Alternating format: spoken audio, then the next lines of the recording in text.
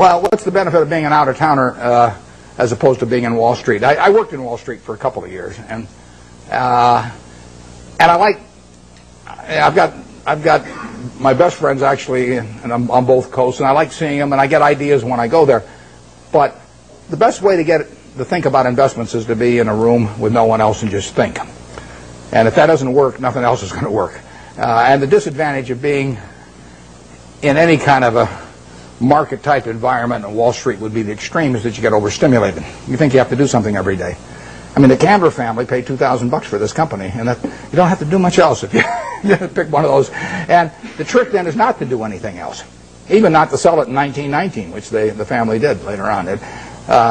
So what you're looking for is some way to get one good idea a year, and then write it to its full potential. And that's very hard to do in an environment where people are shouting prices back and forth every 5 minutes and shoving reports under your nose and all that. Because Wall Street makes its money on activity. You make your money on inactivity. I mean, if everybody in this room trades their portfolio around every day with every other person, you're all going to end up broke, and the intermediary is going to end up with all the money. On the other hand, if you all own stock in a group of average businesses and just sit here for the next 50 years, you'll end up with a fair amount of money, and your broker will be broke.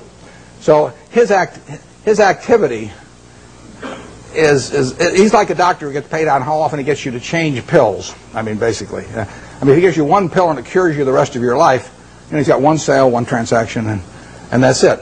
But if he can convince you that changing pills every day is the way to great health, it'll be great for him and the prescriptionists, and you'll be out a lot of money, and you won't be any healthier. You'll be a lot worse off financially. So you want to stay away from any environment that stimulates activity, and Wall Street would have the effect of doing that. When I went out to Omaha, I'd go back about once every 6 months, and I'd go back with a whole list of things I wanted to check out one way or another, companies I wanted to see, and I would get my money's worth out of those trips. But then I'd go back to Omaha and think about it.